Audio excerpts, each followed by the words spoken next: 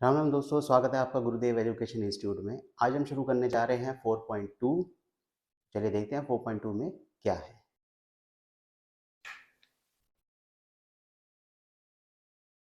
Exercise 4.2 question number 1 ये कहता है भाई फैक्टराइज करो। चलो भाई फैक्टराइज करना है। 9th में किया था, वैसे पता नहीं याद होगा नहीं होगा। फर्स्ट पार्ट कहता है फैक्टराइज का x square minus 3x minus 10 बराबर 0। ये कहता है इसको फैक्टराइज करो। तो मिडिल टर्म स्प्लिट जिनको आती होगी उनके लिए तो बहुत आसान है। 9th में वैसे की थी हमने मिडिल टर्म स्प्लिट। देखते हैं कैसे होती है। सबसे पहले ए और सी, ए बी सी तो पता होगा भाई। ए और सी को मल्टीप्लाई करो, यहां पे क्या आएगा माइनस का 10। अब बीच में क्या है 3, तो भाई हमें 10 के ना कुछ इस तरह के फैक्टर बनाने हैं जिससे ना 3 आ जाए प्लस माइनस करके। चलो 10 के फैक्टर बनाते हैं। 10 का क्या फैक्टर हो सकता है 2 और 5, यही फैक्टर होते हैं 10 के। तो मैं अगर 5 में से 2 घटा दूं, अब मुझे क्या करना होता है इन फैक्टर्स को ना कुछ इस तरह से अरेंज करना होता है कि प्लस माइनस करने पे ना ये बीच वाली टर्म आ जाए। पहले a इंटू सी करो।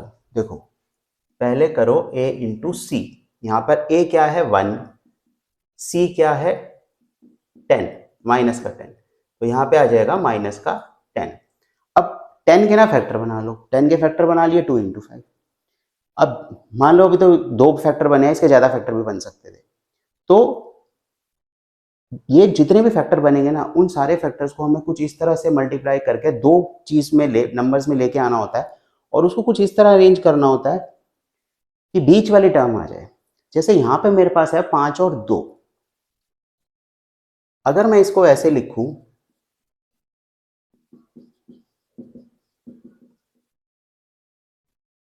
ये देखो 5 और 2, x इसे लगाया क्योंकि ऊपर x है।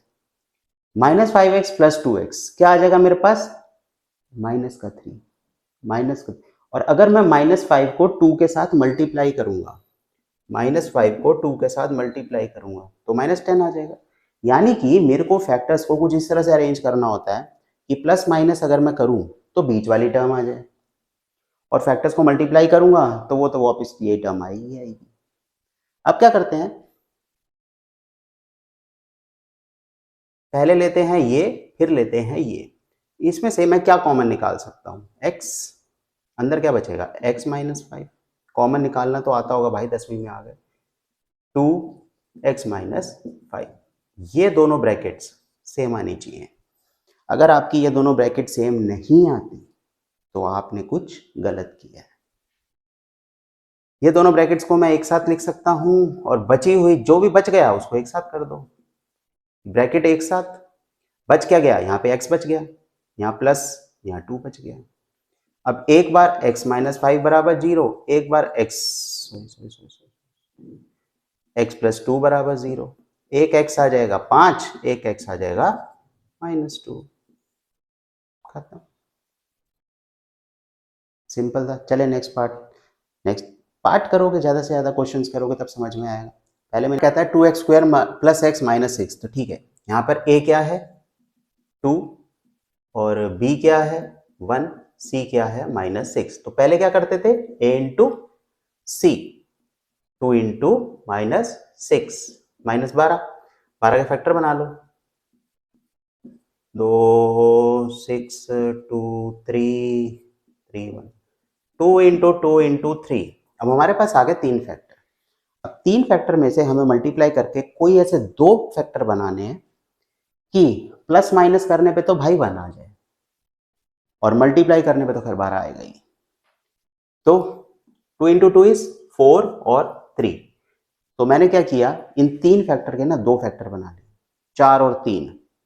तो अगर मैं इसको ऐसे लिखूं 2x square plus 4x minus 3x, तो 4 में से 3 गया 1, कर सकता हूँ, कोई दिक्कत तो नहीं। x मैंने इसे लगाया क्योंकि वहां पे ऊपर x है, वहां y आ जाए तो वहां y लगा दो।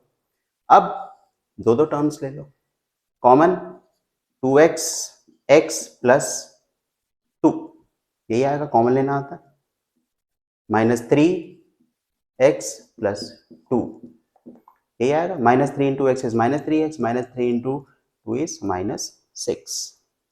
अब ब्रैकेट सेम आ गई, वेरी गुड, ब्रैकेट्स को एक साथ कर दो, बच गया, क्या बच गया, यहाँ क्या बचा, 2x, यहाँ क्या बचा, माइनस थ्री,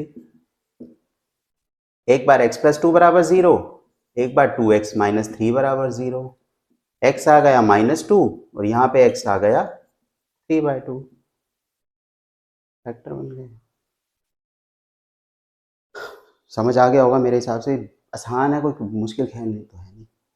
चले नेक्स्ट पार्ट चले। थर्ड पार्ट कहता है root two x square plus seven x plus five root two equal to zero. ए क्या है, रूट टू, बी क्या है 7, सी क्या है 5 रूट टू। हम क्या करते हैं, ए इंटू सी, तो ए इंटू सी करेंगे, root two into 5 root two कितना आ जाएगा 10। 10 के फैक्टर क्या होता है, 5 और 2, तो ये तो सीधा सीधा हो गया क्वेश्चन।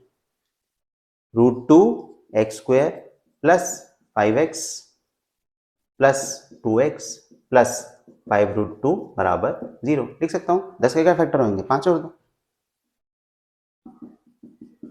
यही फैक्टर बनेगा।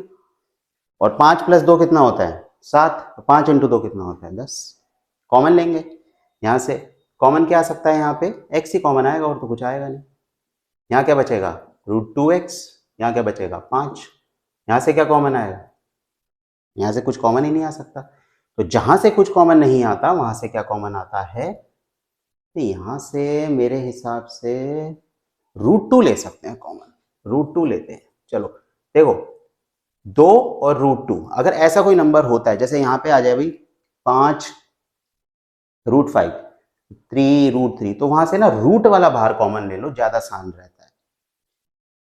रूट टू कॉमन लिया, अब यहाँ पे मैं क्या लिख सकता हूँ, रूट टू को किससे मल्टीप्लाई करूंगा कि 2 आ जाए,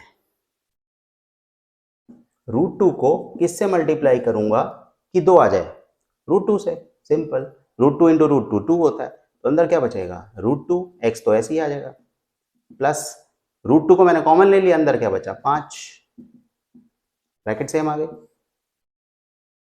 कॉमन लेना समझ में आया मैंने कैसे कॉमन लिया,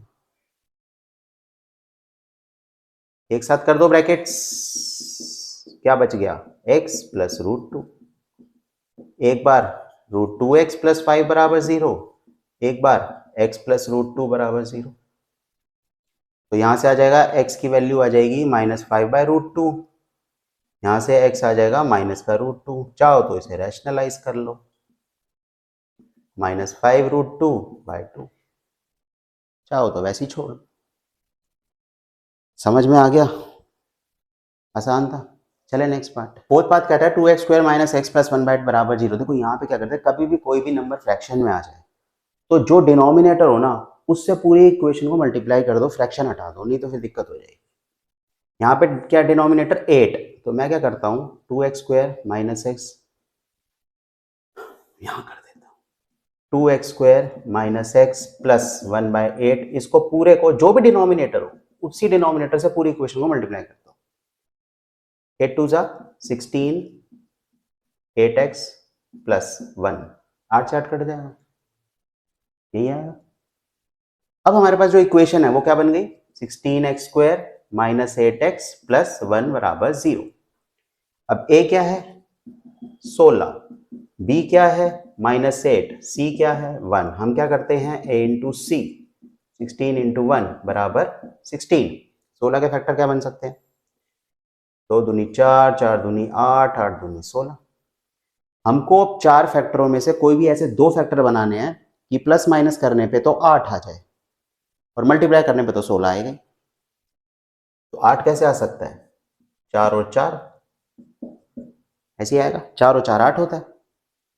तो यहाँ पे 16x square minus 4x plus 1 बराबर 0। देखो -4x minus 8x, -4x into -4x 16, -4 into -4 16 होता है।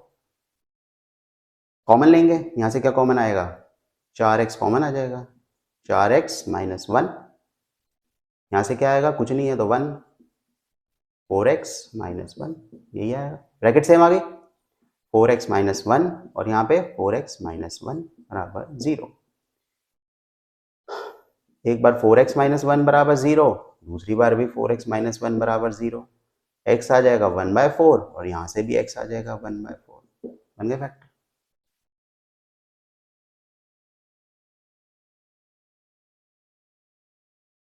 आसान था। चले नेक्स्ट पार्ट। कहता है 100x² माइनस 20x प्लस 1 बराबर 0। ओके, ए क्या है यहाँ पे 100, बी क्या है -20, सी क्या है 1। हम क्या करते हैं a इंटू सी, 100 इंटू 1 बराबर 100, 100 के फैक्टर बना लेते हैं, 250, 225, 5, 5, 2 इंटू 2 इंटू 5 इंटू 5। अभी 4 फैक्टर में से मुझे कोई ऐसे 2 फैक्टर बनाने हैं कि प्लस माइनस करने पे तो भाई आ जाए माइनस का 20 और मल्टीप्लाई करने पे तो खैर 100 आएगा। क्या बना सकता हूँ,